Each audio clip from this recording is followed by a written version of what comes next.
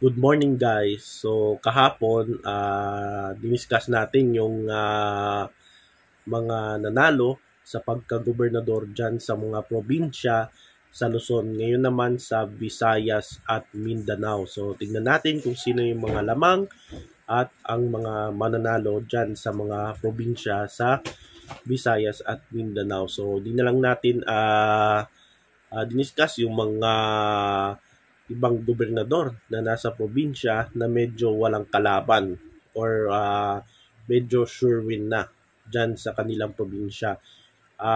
Yung mga babasahin natin ah, yung mga probinsya na medyo mainit ang laban or kaya dikit yung labanan sa pagka-gobernador.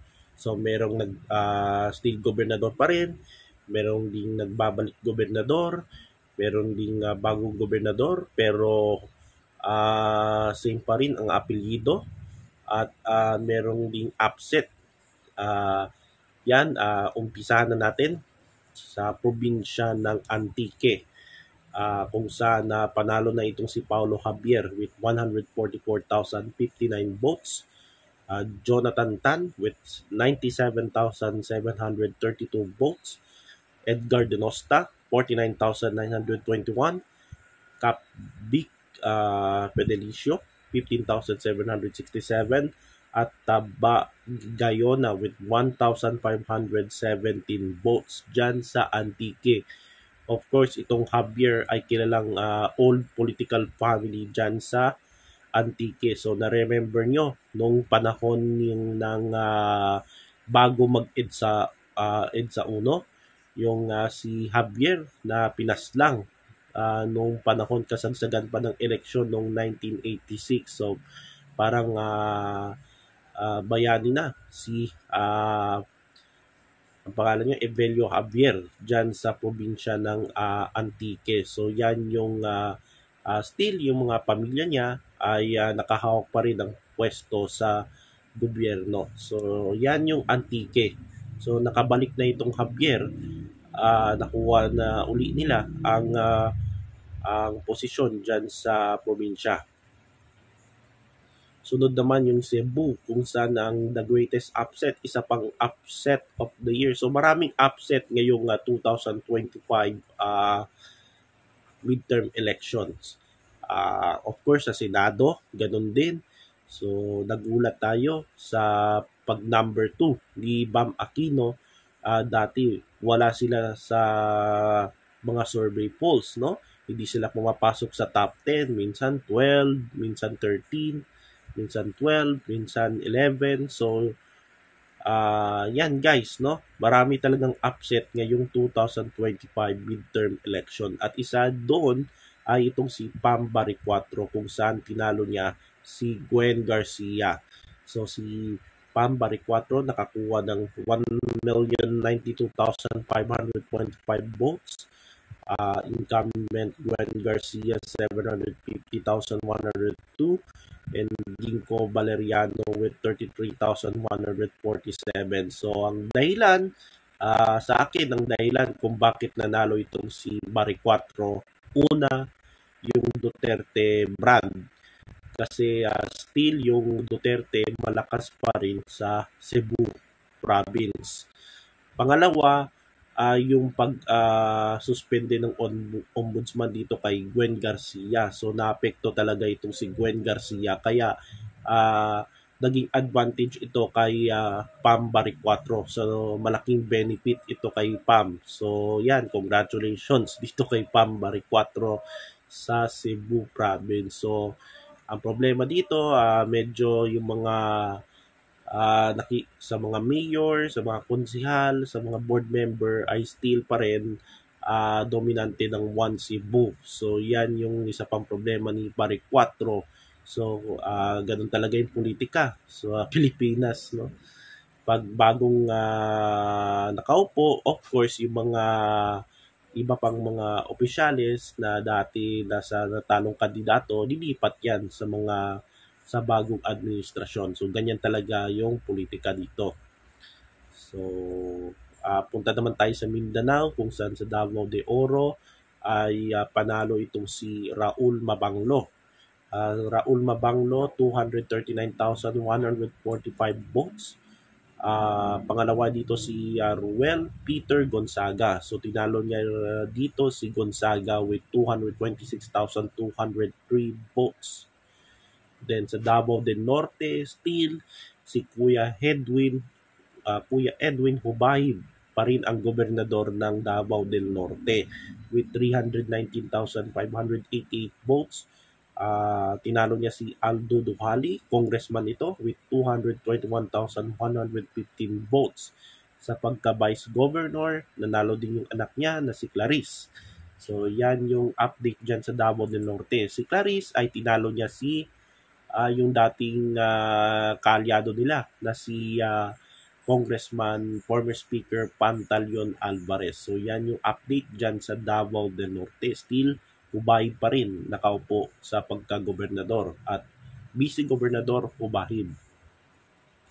Then Davao Oriental, Nelson Dayanghirang, nanalo with 213,646 votes.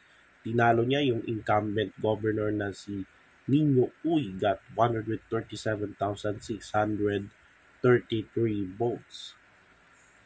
Then sa Dinagat Island, Nilo Demaray Jr. got 40,440 votes. Tinalo niya si Sunny Lamera with 25,483 votes. Sa pagka-kongresista ay balik na. Nagbabalik itong si Dragon Slayer, itong si Congresswoman Kakabag-Aw, kung saan nanalo siya dyan sa Dinagat Island. Tinalo na naman niya ang Ecleo. So congratulations dito kay Congresswoman Kakabag-Aw. So 2013 to 2016 ay nanalo siyang kongresista, tinalo niya ang mga Ecleo. Then nung 2019, governor, tinalo na naman niya Ecleo. Then ngayon ay isa pang Ecleo, tinalo na naman niya Ecleo sa pagka-kongresista. So yan ang politika dyan sa Dinagat Island. Then sa Maguindanao del Norte, meron ng kauna-unang gobernador ang Maguindanao del Norte. Dati one Maguindanao yan, ngayon hinati na sa dalawa. So itong Maguindanao del Norte ay pinili nila itong si Datu Tukaw Mastura, got 165,937 votes. Tinalo niya si Teng Mangudadatu with 64,461 votes. Then sa Maguindanao del Sur, meron na ring bagong gobernador ay itong si Ali Migtimbang with 155,177 votes. Over by Mariam Mangudadatu. Siya yung yung huling gobernador dyan sa yung hindi pa hiwalay yung Maguindanao. So si Bay Mariam nakakuha ng 149,518 votes. So medyo dikit yung labanan nila dyan sa Del Sur, Maguindanao del Sur, ng parte ng Bangsamoro Autonomous Region of Muslim Mindanao. Then sa Misamis Oriental. So dito mukhang upset ito, no? Itong nangyari dyan sa Misamis Oriental kung saan nanalo itong si Juliet Uy, National Unity Party, nakakuha ng 324,081 votes. Tinalo niya ang incumbent governor na si Peter Onabia, got 232,316 votes. At dito si Macon with 4,263 votes. So naapekto kay Onabia yung kanyang mga sinabi, no? Yung pag-discriminate sa mga kababaihan. 'Di ba? Sinabi niya na ang nurse ay dapat sa mga magagandang babae at hindi sa mga pangit. So medyo hindi maganda at binash itong si Onabia. Kaya dito naapekto at natalo siya sa pagka-gobernador dyan sa Misamis Oriental. Sultan Kudarat. So panalo na itong si Dato Pax Magmuda Dato. Tinambakan niya yung kalaban niya na si Sharifa Magmuda Dato. Surigao del Norte kung saan naglalaban talaga ang Barbers versus Batugas. So si Barbers Lindon nakakuha ng 173,037 votes. Bingo Bagtik Matugas got 167,234 votes. Emeteria Vega 2,106.